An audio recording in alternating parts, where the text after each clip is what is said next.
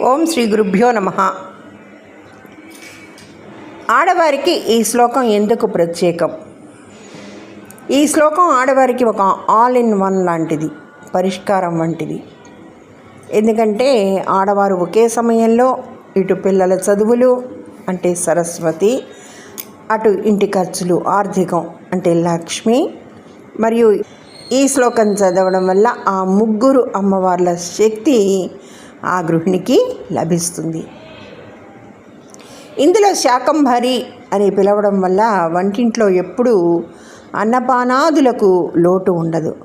వంట రుచిగా అమృతంలా మారుతుంది.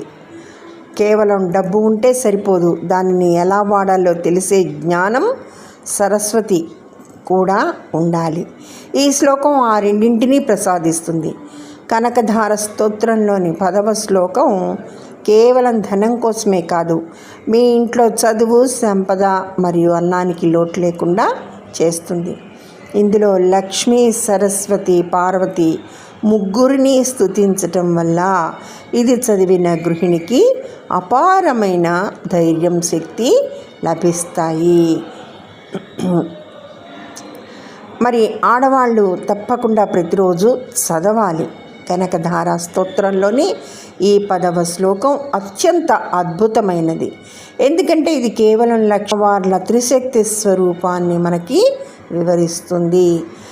గీర్దేవతేతి గరుడధ్వజ సుందరీతి శాకంభరీతి శశిశేఖర వల్లభేతి సృష్టిస్థితి ప్రళయకేళిషు సంస్థితాయై తస్యై నమస్త్రిభువనైక గురోస్తరుణ్యం.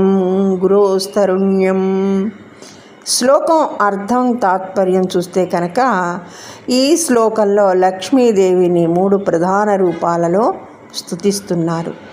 గీర్దేవతేతి అంటే వాక్కుకు అధిదేవత అయిన సరస్వతీదేవి చదువు, జ్ఞానం ఇచ్చే తల్లి.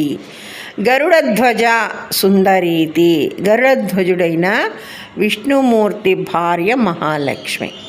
సంపద, ఐశ్వర్యం ఇచ్చే తల్లి. శాకంభరీతి శశిశేఖర వల్లభేతి చంద్రుడిని తలపై ధరించిన శివుని భార్య పార్వతీదేవి. అలాగే లోకాన్ని పోషించే శాకంభరీదేవి ఆహారం, శక్తిని ఇచ్చే తల్లి.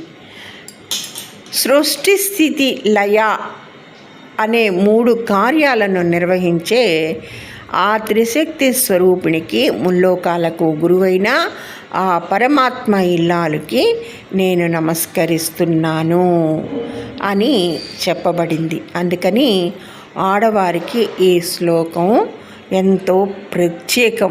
ఇది ఆల్ ఇన్ వన్ లాంటిది.